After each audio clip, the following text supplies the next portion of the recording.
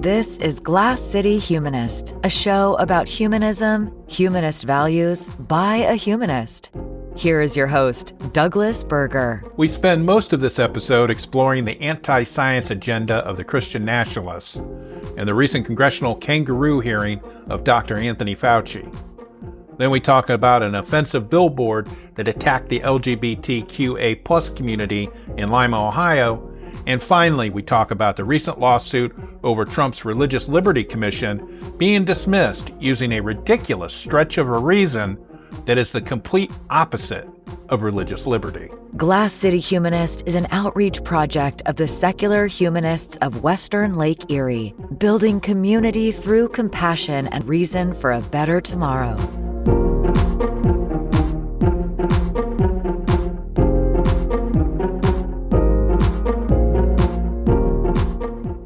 If you follow the news at all, you are probably aware that in the last week of July, the Senate Judiciary Committee was having a hearing, and they had subpoenaed Dr. Anthony Fauci.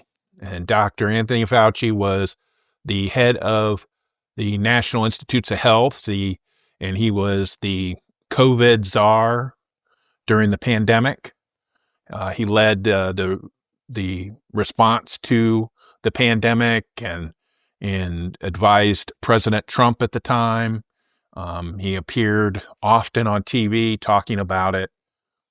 Well, the conservatives in this country, the extreme conservatives, like the people like Rand Paul, who is the chair of this committee that was interrogating Dr. Fauci the other day, they don't believe that the pandemic was a thing. They think it was a hoax, that it was a setup, that Fauci was involved, and that he needed to be prosecuted.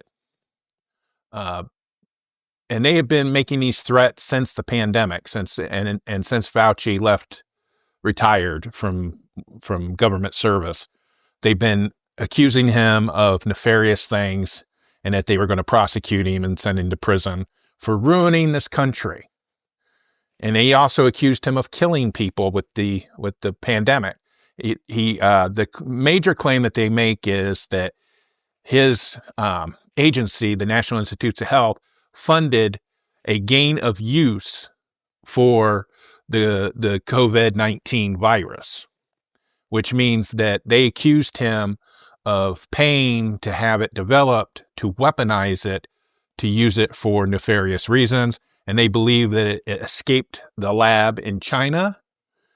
And so they want to blame him for the pandemic and all the resulting chaos and upheaval, saying that he intentionally set it off or he was an accessory to setting it off. Okay. Now, I'm not going to get into the politics because that's beyond the scope of this podcast, insofar as it is a political issue. Science has been politicized in the last decade, 2 decades. Ever since the conservatives started getting more assertive in the legislative branches around the country.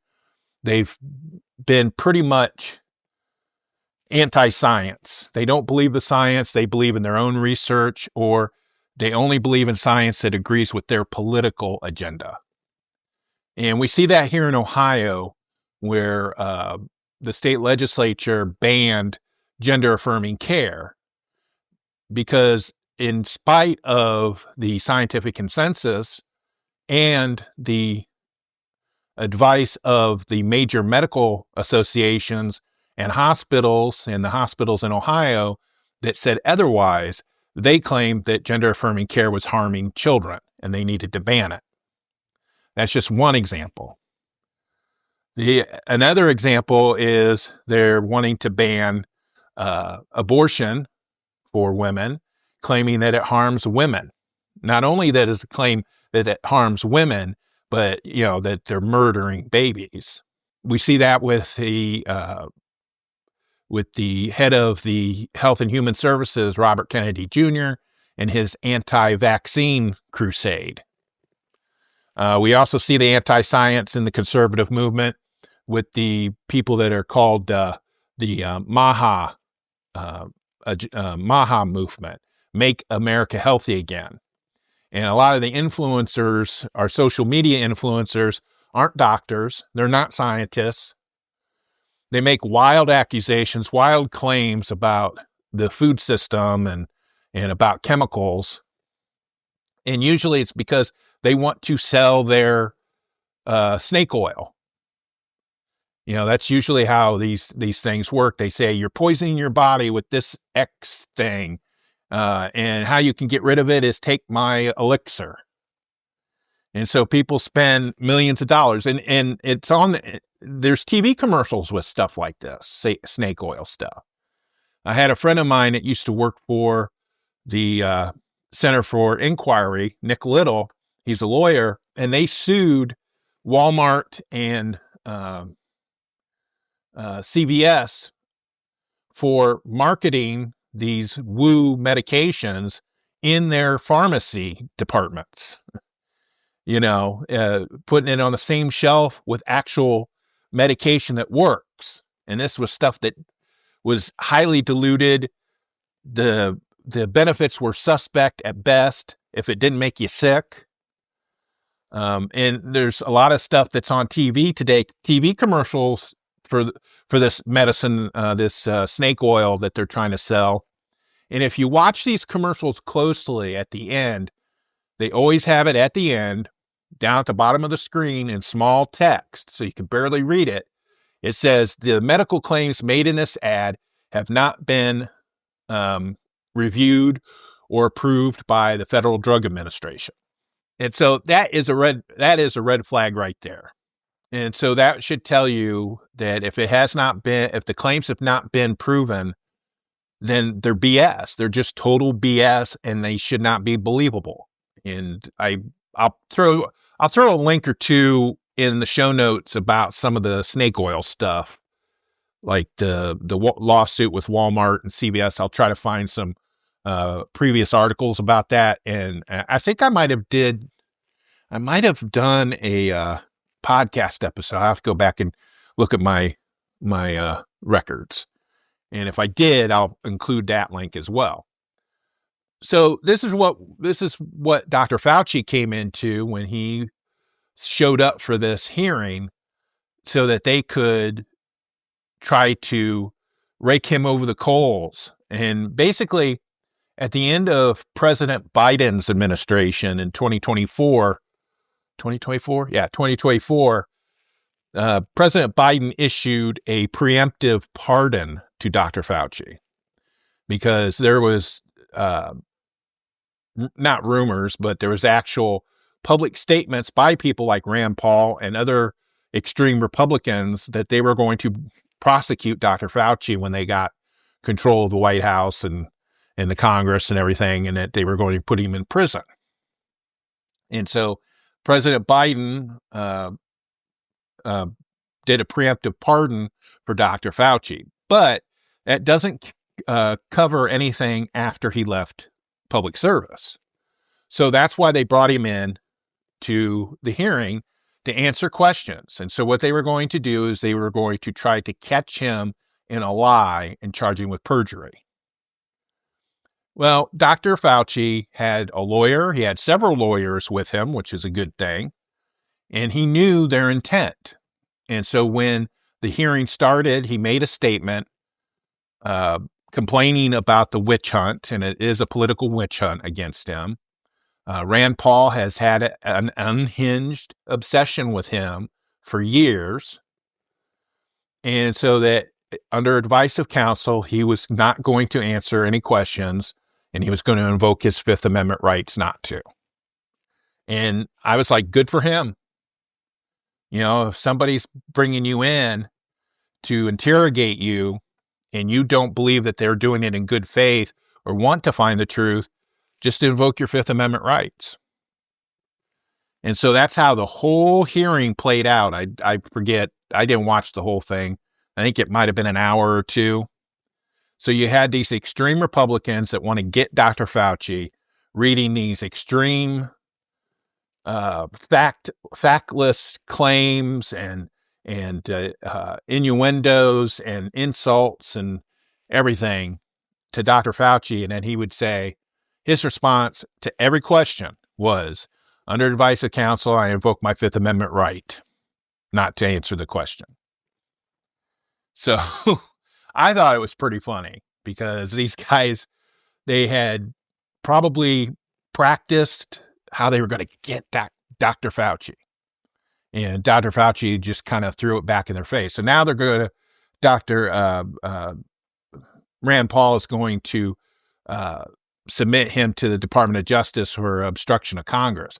He showed up. He was subpoenaed. He showed up. He elected not to answer the questions. They knew the answers they were looking for. And if he wasn't going to say it, then they would get him for perjury. Okay. So again, it wasn't a good faith effort to find the truth, to figure out how something happened. Now, the science aspect of it, they are blaming Dr. Fauci for weaponizing this virus and causing all the lockdowns and school kids losing their almost a year of education because they couldn't go to school, and the businesses that suffered and the post-pandemic inflation, and they were putting that all on Dr. Fauci. That had nothing to do with him. The response had nothing to do with him.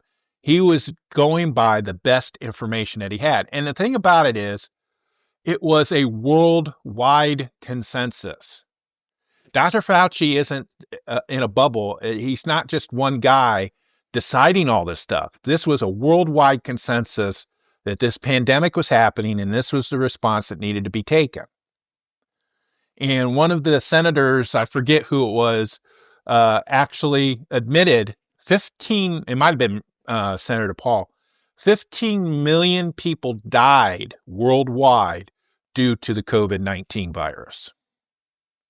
15 million people died. If it was a hoax, if it didn't mean anything, how did 15 million people die? Almost 1 million people died in the United States alone. And most of those deaths were needless deaths. Most of those deaths were besides the vulnerable people, like the immune compromised people, elderly people, drug users, things like that. Those people were susceptible to, if they got it, they would possibly die.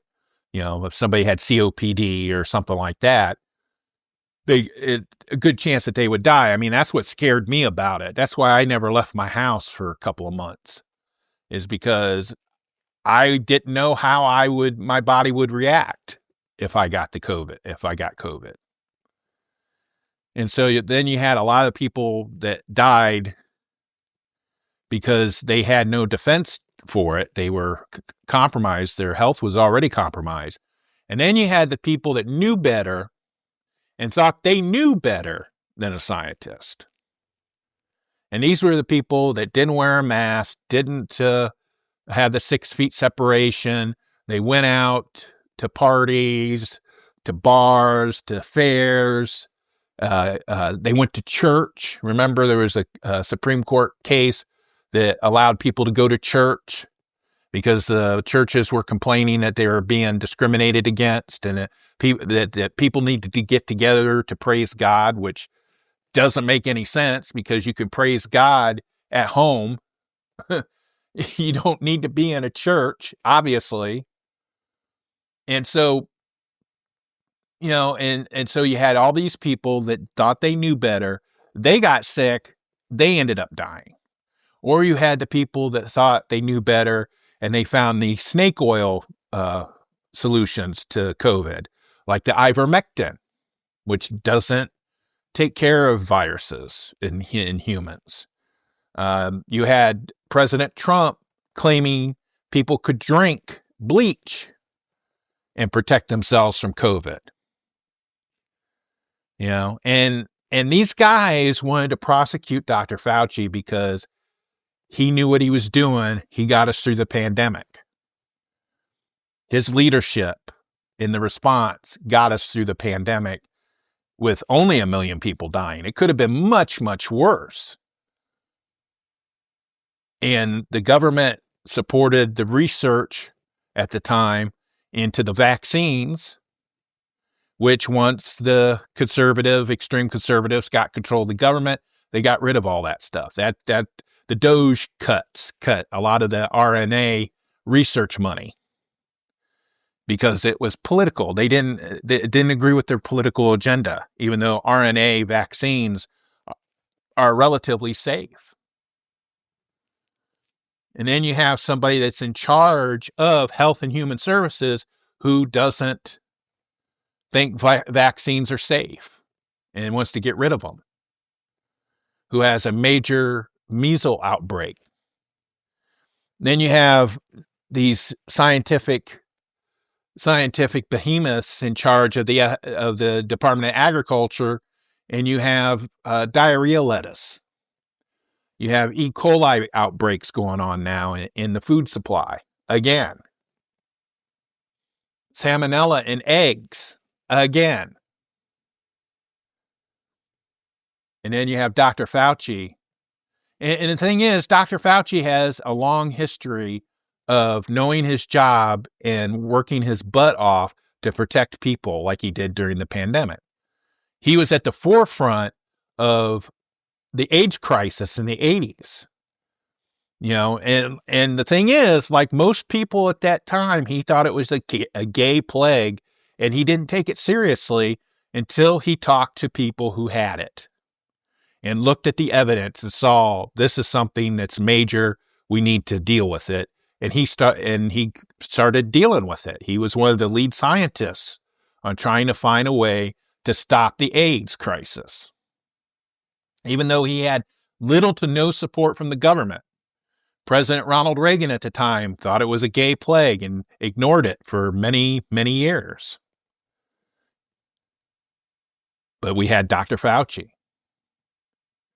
So when I heard that they were having this hearing, knowing who was involved, it made me mad. It made me angry. Anti-science people make me angry. Personally make me angry. It's the kind of people I want to smack around, and I don't do that. I know that's not good, but sometimes I get that mad. Now, what I'm not talking about is scientism. The undue acceptance of science. I'm not saying that at all. Science has been wrong in the past, and we know that. We have proof of that. The eugenics movement was wrong. The scientists that did gonorrhea tests on black people back in the 30s and 40s, I think it was, that was wrong. There's been quite a bit of stuff going on. Dr. Mengele, the Nazi doctor that was doing experiments on prisoners, that was wrong. So I'm not saying that we can never criticize science or take a critical look at it. We should. And as somebody online recently said, that scientists have at least two major things about them. One is they want you to know everything. They want to give you all the information about something, whatever it is. They aren't trying to hide anything.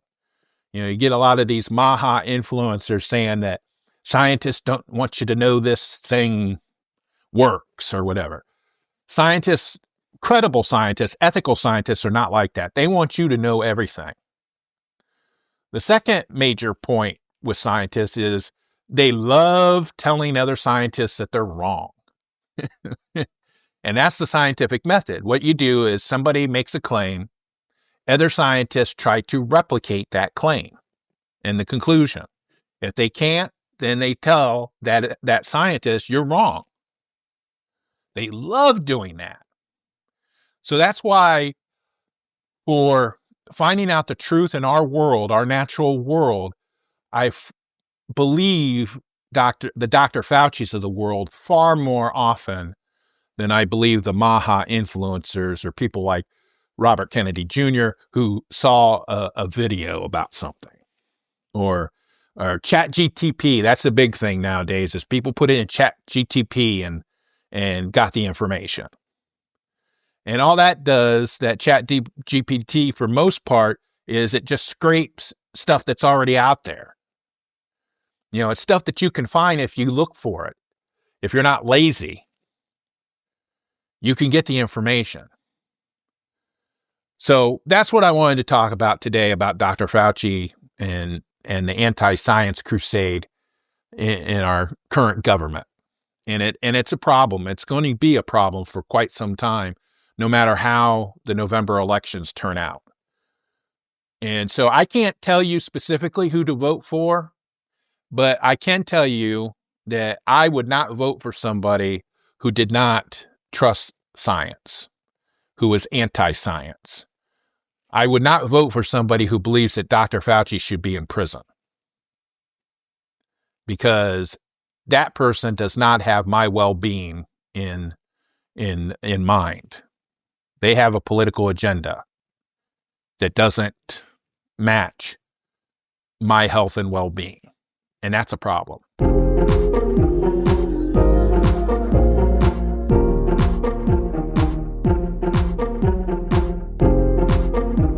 For more information about the topics in this episode, including links used, please visit the episode page at glasscityhumanist.show.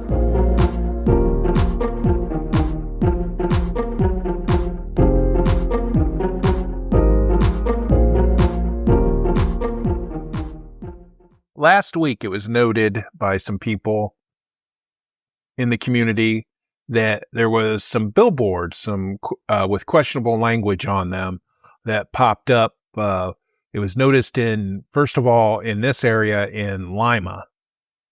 And it was a billboard that said, "No child has two dads, no child has two moms." And it had some kind of website that you could go to and whatever it was. And so basically it was a Seattle-based organization called Them Before Us.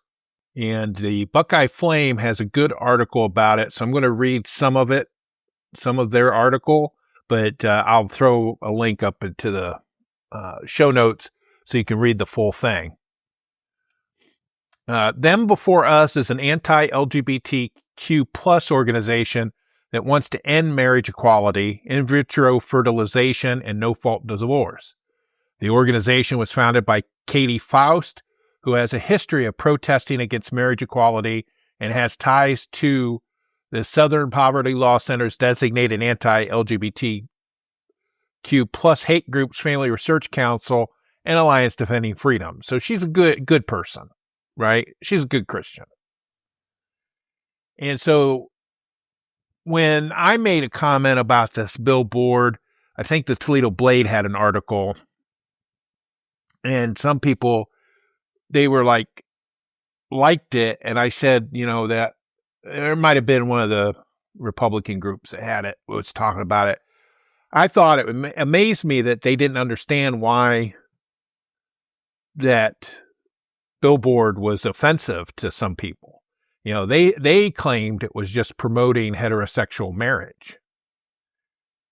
But just look at the phrasing where it says, no child has two dads, no child has two moms. Basically, you're saying that if a child has two dads or two moms, that they're not a real family. Just think about that, what that says to a kid or to a family that is that way. Who are they to say that's not a good family? If you wanted to promote heterosexual marriage, then be straight about it. Just say it. Say, hey, heterosexual marriage is the best marriage, and be done with it, instead of throwing children under a bus because they happen to have a loving family and that doesn't comport to your bigoted, strict version of what a family should be. And so that went up in Lima, I believe, is when it was discovered. And it says that the Them Before Us replied to a comment on Facebook that was protesting the billboards. Says our movement is not about adult feelings, and no, children do not have a right to loving adults. The organization said they have a right to the one man and one woman that created them. And the Lima Pride Alliance said the billboards are divisive and cruel, and they are. And so what happened was that this other group, Have a Gay Day, announced that they bought a week of advertising space for a positive queer message online. After asking for funds to keep the advertisements up, founder Michael Note said his nonprofit has raised over $18,000.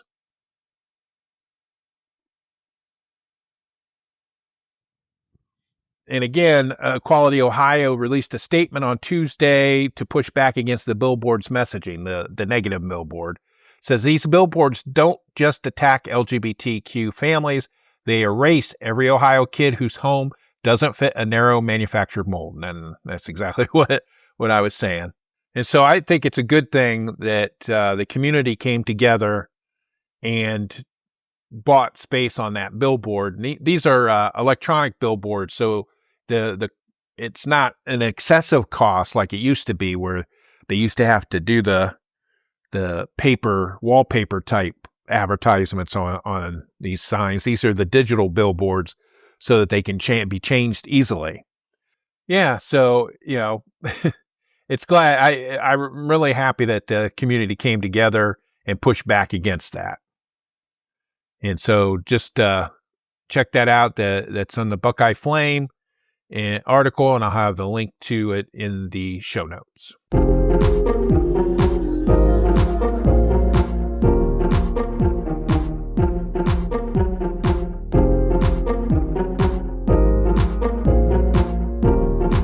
You're listening to the Glass City Humanist Podcast.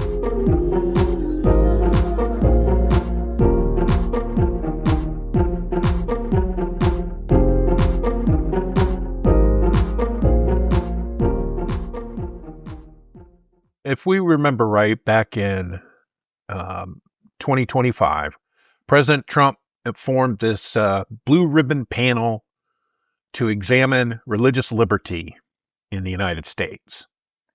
And basically what it was the Religious Liberty Commission. It was put under the Department of Justice.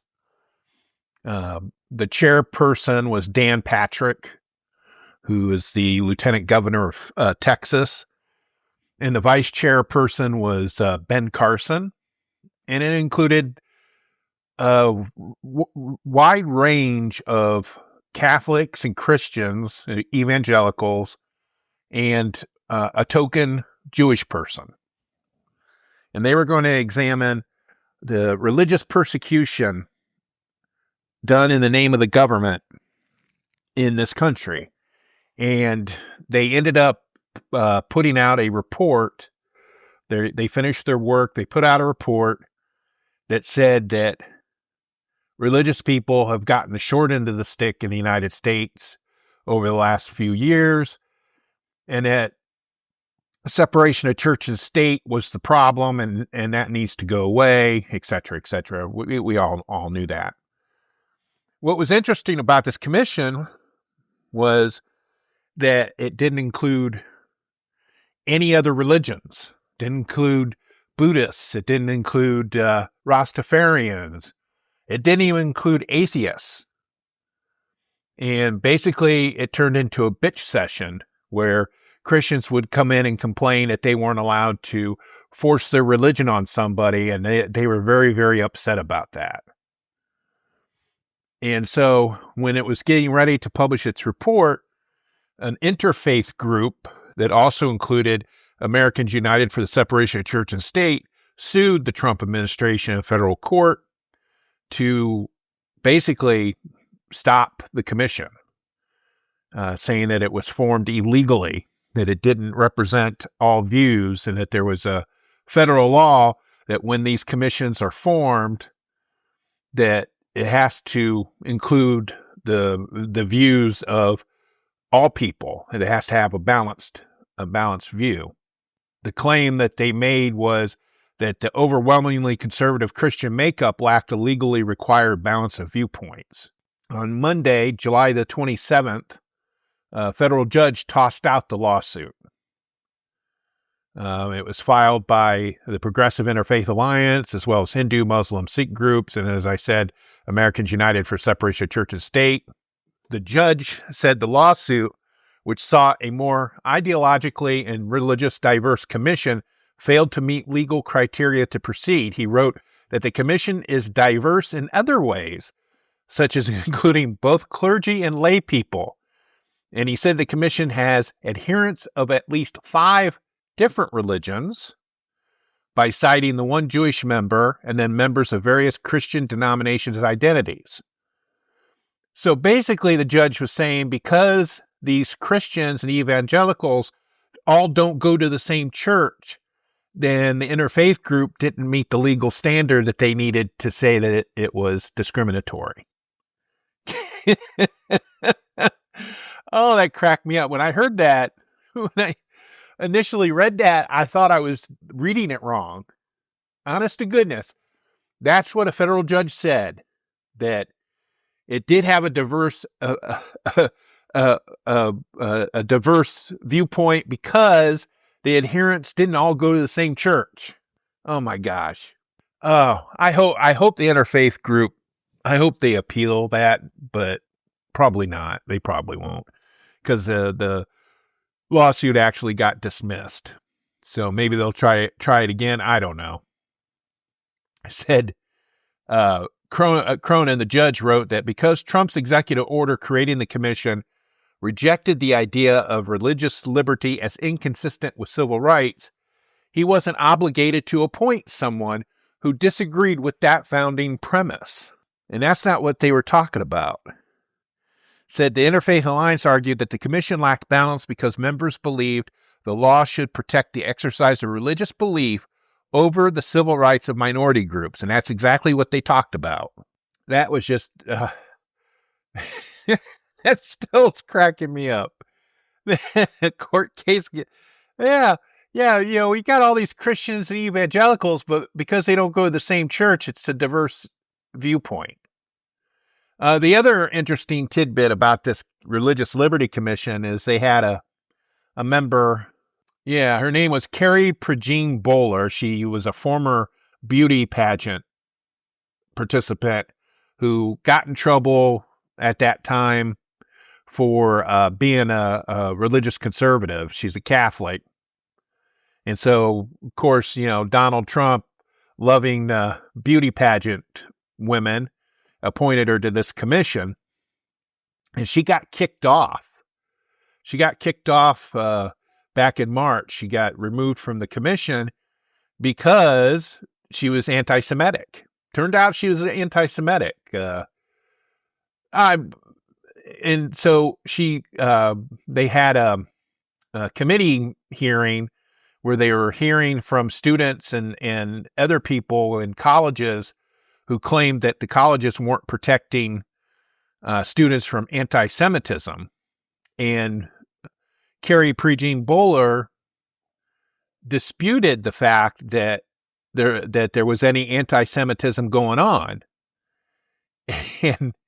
And she is actually one of those Christians who believe that the Jews are responsible for killing Jesus. And other anti-Semitic conspiracy theories. She supports Candace Owens, who's a podcaster who's also made comments like that. And when she got kicked off, she actually claimed that the commissioner, the head of it, Patrick, the lieutenant governor of Texas, was a Zionist. So, yeah, so she was a real piece of work. So we kind of knew that when they released their report that it was going to say what it was going to say, that the poor old religious people, mostly Christians, mostly evangelicals, are so persecuted in the United States, and we need to do more to make sure that they are taken care of and allowed to practice their faith without any government intervention at all. It's like, why waste the time? Why waste the time on this commission? We knew exactly what they were going to say. And unfortunately, that lawsuit was dismissed. So we'll see what happens after that. Thank you for listening.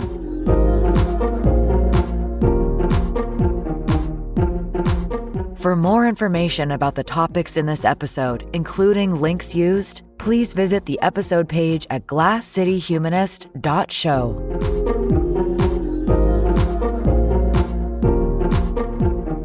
Showlee can be reached at humanistswle.org. Glass City Humanist is hosted, written, and produced by Douglas Berger, and he's solely responsible for the content.